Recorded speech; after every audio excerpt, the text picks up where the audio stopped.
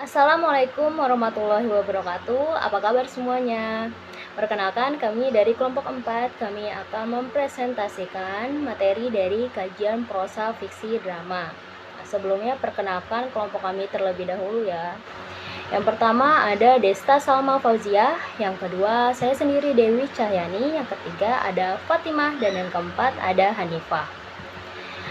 Selanjutnya, materi yang pertama yaitu teori postkolonial.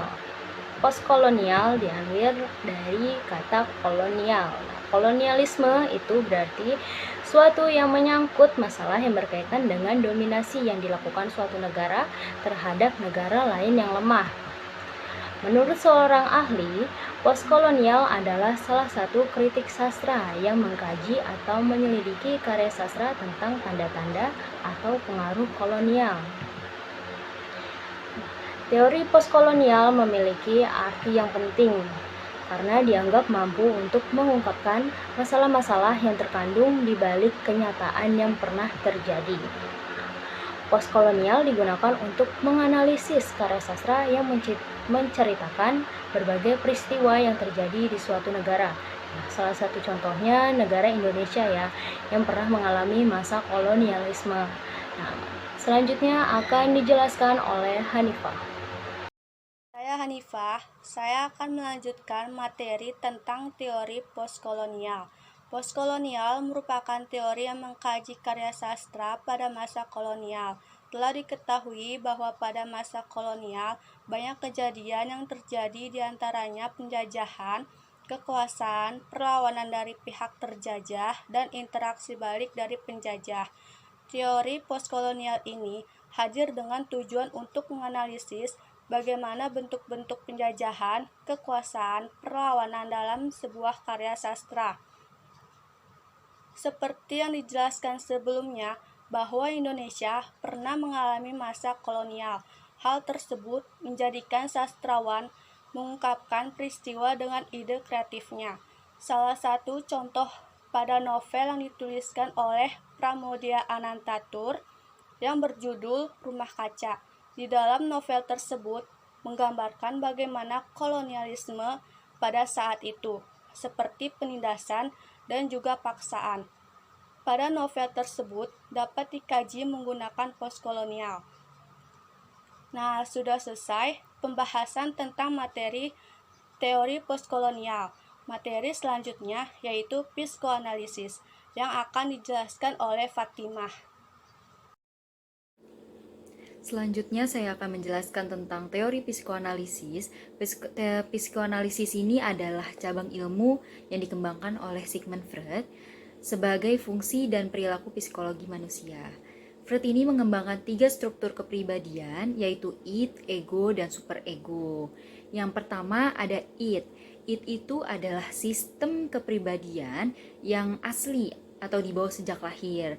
Dari id ini kemudian akan muncul ego dan superego. Saat dilahirkan, id berisi semua aspek psikologi yang diturunkan, seperti insting, impuls, dan drives, yang berarti dorongan. Contoh dari id yaitu Ani lapar dan kemudian berpikir untuk makan bakso, padahal Ani tahu dirinya sedang sakit. Yang kedua ada ego. Ego berkembang dari id agar orang mampu menangani realita, sehingga ego beroperasi mengikuti prinsip realita usaha, memperoleh kepuasan yang dituntut id dengan mencegah terjadinya tegangan baru atau menunda kenikmatan, sampai ditemukan objek yang nyata dan dapat memuaskan kebutuhannya. Ego bekerja untuk memuaskan id. Contoh dari ego adalah menyambungkan contoh yang di atas tadi. Kemudian Ani berpikir, bagaimana caranya agar lapar itu hilang dan menginginkan sebuah bakso. Yang ketiga ada superego. Superego ini adalah kekuatan moral dan etik dari kepribadian. Sebagai lawan dari prinsip kepuasan id dan prinsip realitik dari ego, contohnya nih, menyambungkan contoh dari di atas, Ani berpikir bahwa makan bakso sekali saja tidak apa-apa. Akhirnya Ani membeli bakso tersebut. Masalah kejiwaan atau psikologi merupakan salah satu masalah yang sering dimasukkan pengarang dalam karyanya. karena dalam psikologi mengkaji tentang perilaku tokoh. Perilaku tokoh seringkali menimbulkan banyak variasi dalam karya sastra. Selanjutnya akan dijelaskan oleh Desta Salma Fauziah. Nama saya Desta Salma. Saya akan melanjutkan materi tentang teori psikoanalisis.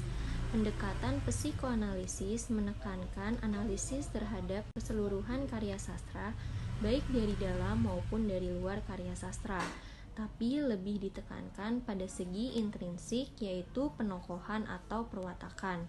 Di dalam analisis, perwatakan harus dicari tentang perilaku. Kajian yang dapat dilakukan terhadap novel yaitu dengan cara mengklarifikasi data berdasarkan id, ego, superego, dan menganalisisnya. Psikoanalisis berguna untuk memberikan penilaian terhadap karya sastra karena dapat memberikan pemahaman terhadap proses kreatif.